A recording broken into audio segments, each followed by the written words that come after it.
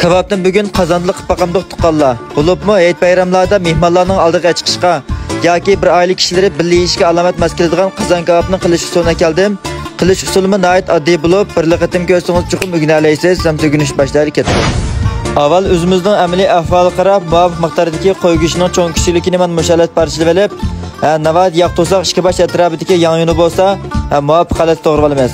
Endi biz tayyor qilib olgan go'shtimizni bir tamlantira olaylik. Go'shtning ustiga az miqdorda tuz, yarim qoshiq zira, az miqdorda oqmoy, bir yarim qoshiq atrofida lozjang, az miqdorda suv va sirqilib to'g'rilgan piyozni selib, az tuzni rosa aralashtirib tamlantiramiz. Yana undan ko'proq miqdorda qo'yning quyruqini bo'lsa, suratdagidek yalpoq qilib to'g'rilgandan keyin quruq qozonning ostiga chiroyli suratdagidek tizib olamiz.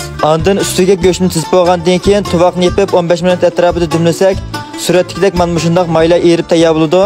Arqadan bunu bir nechini aralashtirib bilan navada texim yeyishlik o'zgacha qilsam deydigan tuqqanlarimiz cho'ng ustamning qozon kebab tezqosini yarim qalt saritimiz. Cho'ng ustamning cho'ngluqi va oilada qozon kebab qilsam rangini ta'min o'xshamayman degan do'stlar mushuni sinab baqsanlar bo'ladi. Ustiga nihoyat az miqdorda suv quyib 30 minut atrofida dumlab, buning ustiga yana sirqilib to'g'rilgan piyoz, yong'ini bo'lsa chiroyli ustiga tizib, yana tuvoqni yepib 15 minut atrofida dumlagandan keyin yong'in man mushallat pishidi. Yong'ini bo'lsa qachiq ayrim elib olamiz.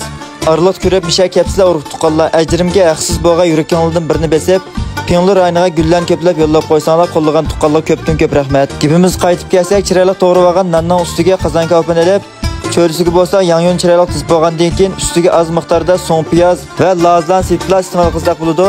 Cho'ng ustamning qozon kebab tezqos lozim do'stlar, boshpatga seri qarab g'asib qo'ydim. Kelar sani ko'rishali xayr xo'sh.